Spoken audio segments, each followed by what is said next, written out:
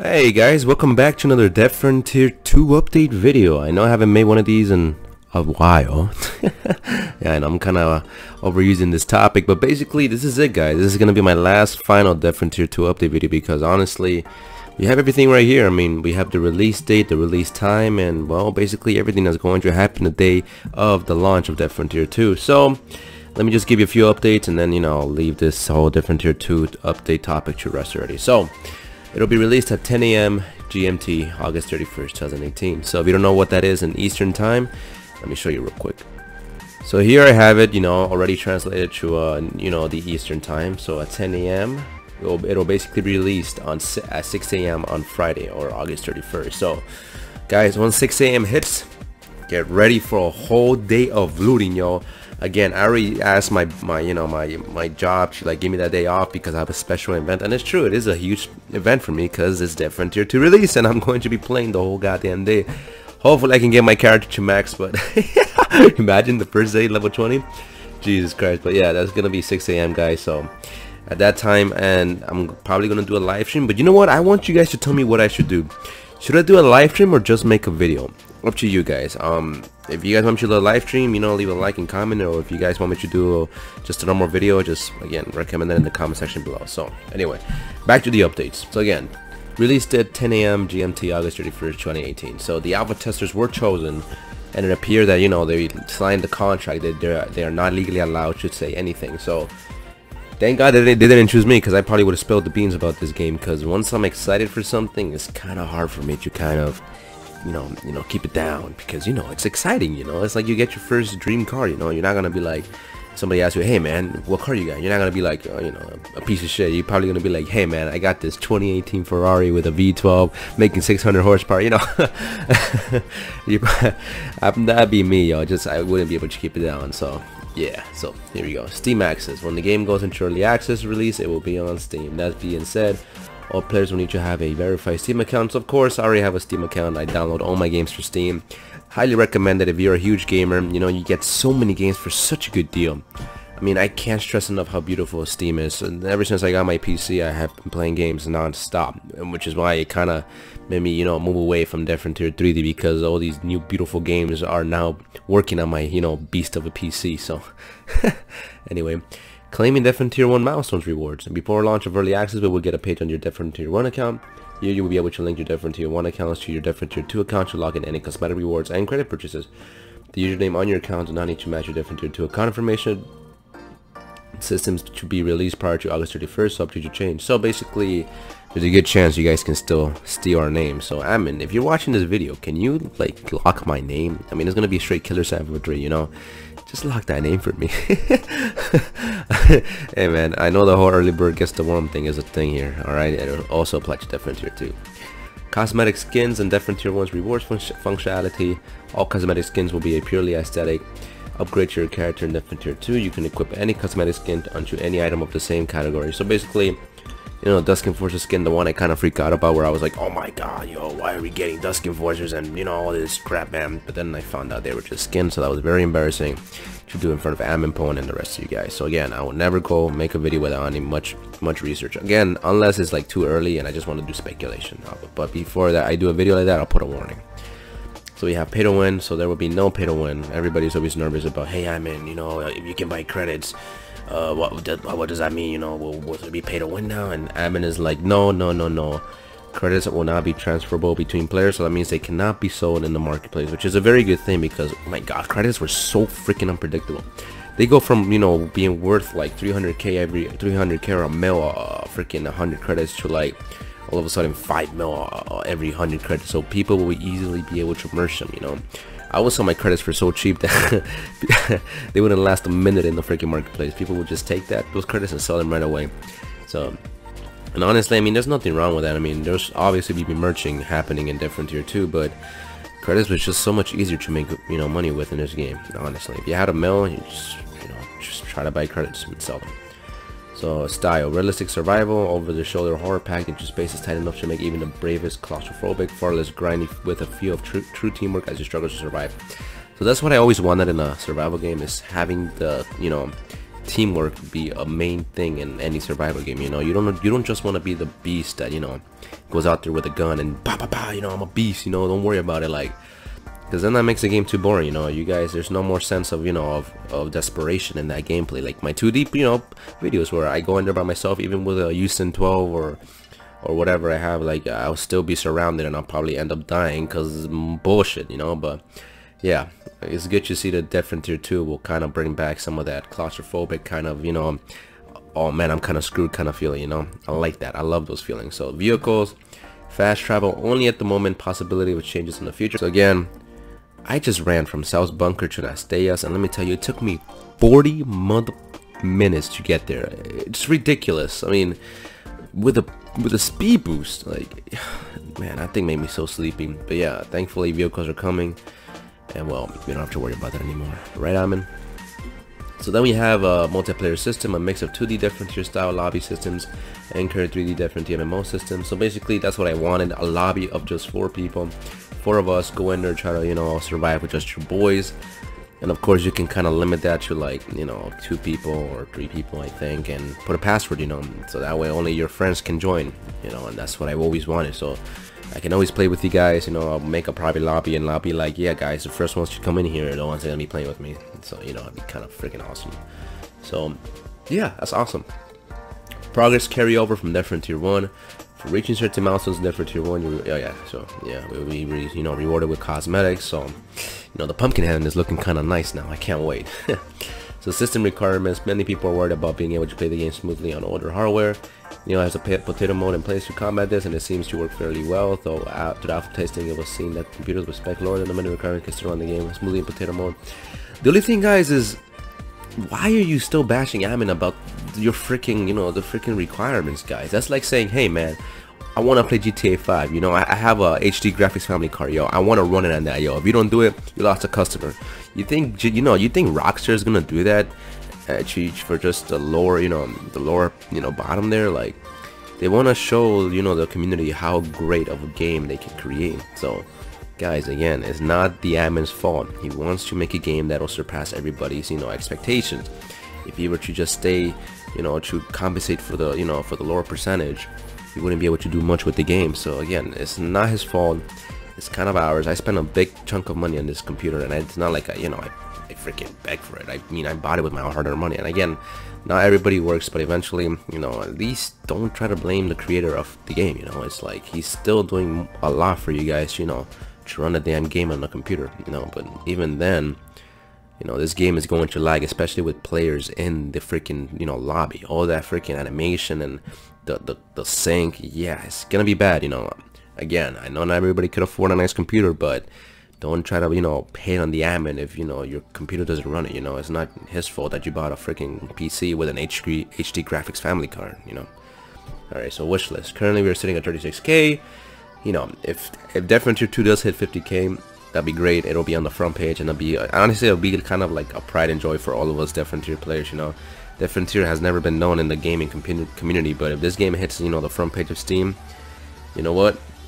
It could blow up to higher proportions that we would not know what could happen with this game, you know. You never know. That's what they say. You know, the longer you stick around, something beautiful may happen. So yeah. So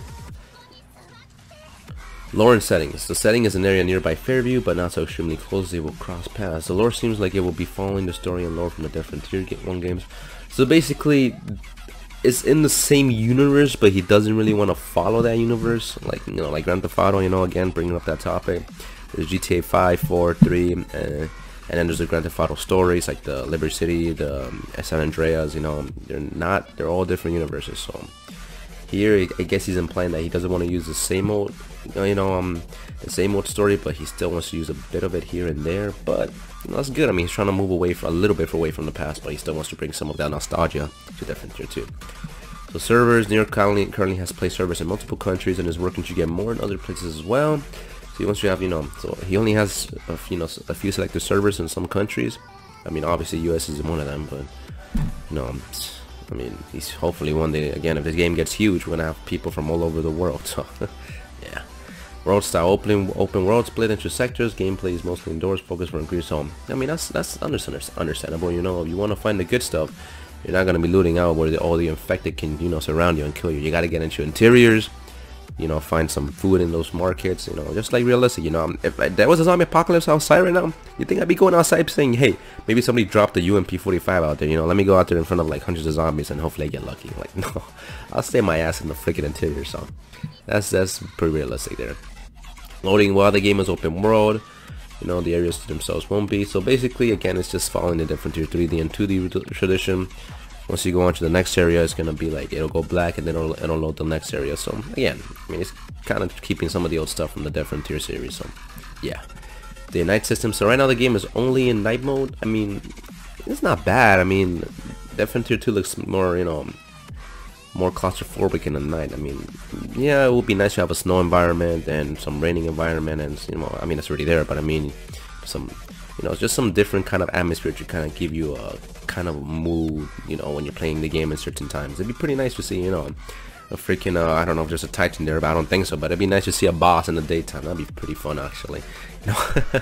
Anyway, difficult progression. While the game will get more difficult the higher level you get and the farther out you go, it will not do so in the same style different tier 1 did. Yeah, it kind of made a spelling error there. Instead, it will come a more reasonable increase and will also offer the ability to play down in the zone lower than you without it being as impactful as different tier 1. So I'm guessing, you know, he wants to be, you know, keep it fair, but again, you know, the deeper you get in there, the more difficult it gets. But I mean, I kind of got to see this difficult progression myself. Can't really say anything about that. So yeah. Bosses are currently locked to spawn in certain locations. Ooh, so they're not random. Neo has said that he makes them spawn randomly outside in the future. However, bosses follow the same mechanics of damage as normal infected do. Oh, okay, that's cool. So I mean, that's really not bad. But damn, I wouldn't want to see a boss try to crawl with me. That scares the shit. I mean, it seems like you really got to know what you're doing when you're taking on a boss. It's no longer just shoot your minigun or shoot your shotgun and hope for the best. Now you really got to know how to take down these guys. So yeah. Classes. Instead of classes in traditional stat systems, different tier 2 is going in a different way. Upon level up, you will receive points to punch your skill or perks, someone in the style of Fallout or the like. So, hey, Fallout. If you guys haven't played Fallout, Fallout is amazing when it comes to leveling up. So yeah, that'd be great, you know, if you kind of implemented a bit of the Fallout, you know, kind of mechanics to the different tier 2 series. That'd be nice. I would mess with it. I would like that. I would like that. Stat and perks. The stat perk system implemented in different tier 2 is far more forgiving than in different tier 1. Neo said he has balanced it with all stages of game progression in mind. In theory, it should be nearly impossible to screw up your stats so bad that you become unplayable. Yeah. Man, I remember those times where I would try to, like, I have 5 points, but I would put like 3 in strength and 2 like in speed. Yeah. Gear will no longer be master craftable with just 3 possible stats you give the player. Damn. Instead, every time you loot an item, it gets a random row of stats. Okay, depending on the quality of the gear, it can give more stats at higher values. The example given was like Diablo 3. Essentially, the possibilities are endless, so gearing will be whatever you want to build your character for. So again, more variety, you know, no longer mastercraft, you know, so every time you loot something, there's a good chance that it will have something, you know, meaningful to your character, so you no longer have to spend like 300,000 or 400,000 just to get that nice mastercraft, you know. So nice. PvP. On early access, PvP will be turning to the form of its 2D counterpart. PvP has no designated sectors or arenas. You simply pick a PvP lobby. Oh wow, he brought back different tier 2D PvP. That's nice. Alright, I see you, admin. So I mean, it'd be nice, you know. I mean, I wouldn't want a player to you know, make their own PvP lobbies, because I'd just be retarded, you know. Sorry, admin. I mean, maybe you just make a different tier 2D lobby, like you already have a permanently, you know, open different tier 2 lobby, and you know, if you want to go for PvP, you know, leave the lobby open, and basically that's how you win PvP. Because honestly, if players, you know, make their own lobbies of PvP, I mean, I really didn't know how people won TPK back then in 2D. I mean, I have to see this for myself, but I can't think of a player just making a lobby for, you know, public, you know. Yeah, I'll have to see how that works. Alright, clans. Clans are currently going to be available during early access launch. However, solo and clan, but yeah, will not be in the game yet. So that still needs work. Again, he said you might as well get the main fundamentals prepared than, you know, putting all this crap together. I mean, if we were to like wait for all this to be ready, yeah, we wouldn't be really playing on the 31st of August. Let me just say that. Alright, crafting system. Neo has said there will be indeed be a crafting system? Yes. Example, so you have a system where if you work your little wooden bat, then with nails you can combine them into a nail bat. May or may not be in the game on the EA launch. Oh man, I hope you have that in the EA launch, because players can see that you can actually do this. Trust me, a lot of players will stay, they'll be like, damn, I want to get this gun and put on the site, you know, or damn, I want to get this pipe and do something to it, you know. People will be curious as to what you can do to that certain melee or gun, you know. It'd be kind of great if you just implemented the day of the, you know, the Access launch. But again, no pressure, I mean, do what you gotta do. You know what's the best for the, you know, for the game. Vehicles. Vehicles act as a storage and fast travel system. They take future travel. When you stated that all required manufacturing will be lootable, there will be no cells of energy or similar things seen in the microtransaction. Yeah, thank you. I mean, don't do that. If you were to do that, man, that would suck. Outpost attacks, attacks in Defender Tier 2 will be taken on a new and unique style to them. There will be a unified gate that all entities are defending across the game. If the gate falls for one lobby, it falls for everyone. This is to bring back a teamwork. Yeah, he has said, I remember this. So he's bringing back some things from Defender Tier 2. So again, this is freaking amazing. Nostalgia will be remembered.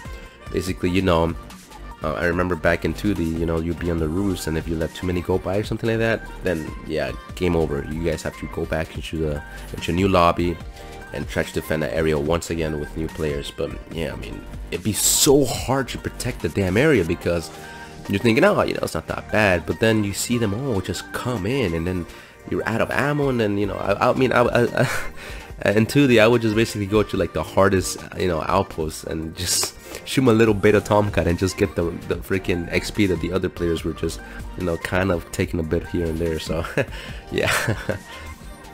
And the NPCs, while hostiles NPCs are not going to be making an appearance, NPCs overall will be, they will take form of quest givers. So this is what I saw. This is what got me excited when I first saw the trailer.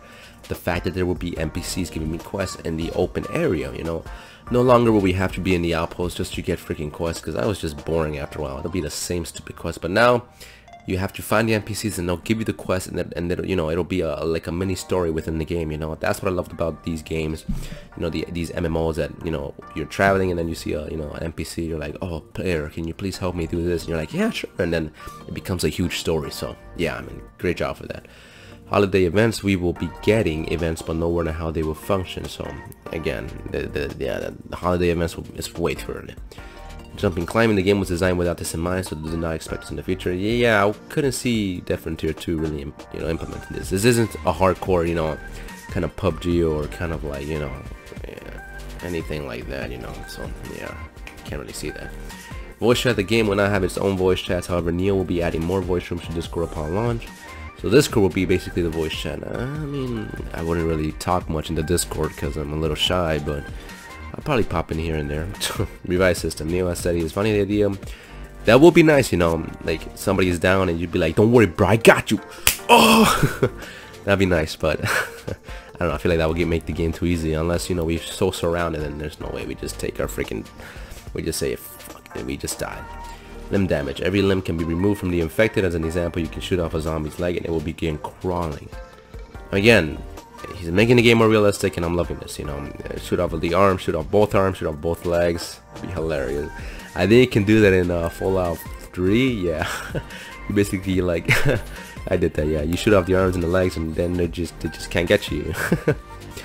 Gun animations, while the guns function properly, would find recoil as pronounced. Yeah, so basically he didn't really want to put this in there, only because it would take so long to animate and so long to, you know, function, that it might just be a whole bunch of glitches and bugs that he just didn't want to bother. And again, you know, he'll work on this in the future. This is early access, but you know, at least we have what we have, guys. At least everything looks nice and crispy, nice and smooth. So yeah. And what really got me going was the puzzle systems. I mean, currently he has systems for locked doors requiring keys to open, as well as plans to have more puzzle type areas in the future. So basically, they're going to be hidden areas that we will have to be, you know, looking forward to, you know, like trying to uncover that many players might overlook. So our job is to basically see these, you know, these areas that are locked to the public. You have to basically, you know, find it for yourself, and hopefully you can present it to other players that might have missed it. So yeah, that's pretty cool. I mean, equipment durability. Once looted, your equipment will stick there forever unless sold or discarded. Gear does not degrade with use or time. Yeah, thank God. Because listen, I played Dying Light, and let me tell you, when my fucking stuff broke, I hated that. I'm just like, man, but you know, I kind of did give a challenge to the game, because, you know, the only thing is, unless, you know, admin puts a loot in every goddamn corner, this would get very, very difficult, and it'll just make many players rage quit. So yeah, thank God he didn't implement it. Item for item trading, Neil has stated that upon launch. So yeah, that's what I kind of recommended way back then, where I was like, man, why can't we have a public trade where, like, if my friend is low on health or ammo, I can just be like, here you go, man, take this food, ammo, or health, man, I got you, because I looted so much of it, and it'll keep us going for a while. But yeah, hopefully he implements it, because honestly, that'd be great. Item trade limits, it has been said that to limit market inflation as well as oversaturation, some items will only be tradable. Again, you're trying to keep the marketplace under control, because if you see that different tier 3D market right now, it's retarded. All right, sorry for my language, but it really is dumb. Like bro, everything is it's expensive. Freaking long shot is like what, freaking 100 mil. Yeah, I sell my long shot on my desert rat, but oh my god, man, it's just crazy. So yeah, guys, this is all I got for you guys, and again, I'm done with this. This is my last time I'm ever going to talk about different tier 2 updates. Maybe one more before it releases, just to share my excitement. But yeah, guys, and before I end this video, follow me on Instagram, Killer738YT, follow me on Twitter, Killer738YT, and then follow me on Facebook, guys. All right, this is just if you guys want to follow me. So yeah, guys, this is Killer738 signing off, and I'll see you guys very soon. I'm still working on those 2D videos, and give me suggestions. All right, yo, peace out. Bye.